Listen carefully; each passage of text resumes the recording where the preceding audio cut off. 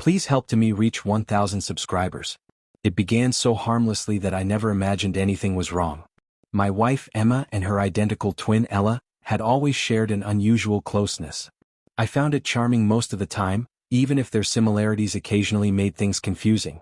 So when Ella showed up for a weekend visit, suitcase in hand and her usual bright smile on her face, I didn't think twice about it.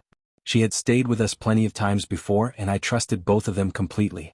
What I didn't know was that Ella had made a reckless decision, one she claimed later was driven by curiosity and a twisted sense of fun.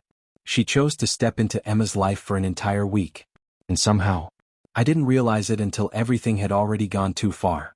It started on a Monday morning. The night before, Emma had seemed a little tired, but not in a way that worried me. She mentioned she'd be tied up with work for a while, skipped dinner and went to bed early. Nothing unusual. We'd been married 5 years. Life wasn't always candlelit dinners and long conversations. Routine was familiar, comfortable. So when Emma greeted me the next morning with breakfast, I just assumed she had woken up in a better mood. But little details felt slightly off. Her energy was brighter than usual, her smile wider, her laugh a little too frequent. I brushed it off. Twins were similar in more ways than one after all. Day by day though, the differences grew harder to ignore. She texted me sweet little messages all throughout the day, things Emma rarely had time for anymore. She cooked my favorite meals. She lingered a little closer than usual. She laughed at jokes that Emma typically rolled her eyes at. The affection felt good in ways I didn't realize I had been missing.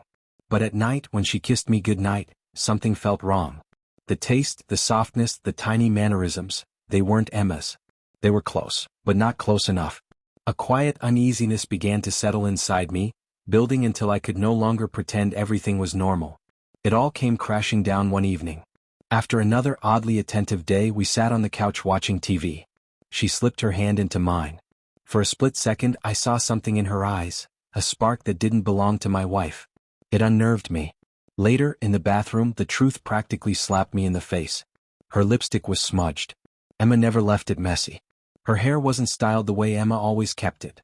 And her posture, subtle but undeniably different, finally triggered the realization I should have had days earlier. This wasn't Emma. My stomach dropped. Shame washed over me. How could I not tell the difference? How could I have been so blind? When I confronted her, Ella didn't even bother to lie. She looked guilty but also amused, as though it were some twisted prank gone too far. I wanted to see if you'd notice, she admitted quietly. You've both been so distracted lately. I didn't mean for it to last this long. Her words hit me harder than the lie itself. The fact that she could slip into Emma's life so easily, and that I had accepted it, made me feel like I had failed my wife more than anyone else. When Emma finally came home that night, she sensed the tension immediately. It didn't take long for the truth to spill out. I saw the hurt in her eyes. She didn't yell. She didn't accuse. Instead, she said softly, I knew something felt wrong, but I didn't want to believe it.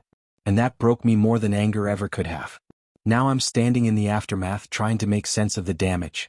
I don't know if things between Emma and me will ever go back to how they were. Maybe they will, maybe they won't. But one thing is painfully clear. I took the little things for granted. The things only Emma had. Her smile. Her touch. Her presence. And now I understand exactly how fragile those things can be. I'll never let myself overlook them again. Please help to me reach 1,000 subscribers.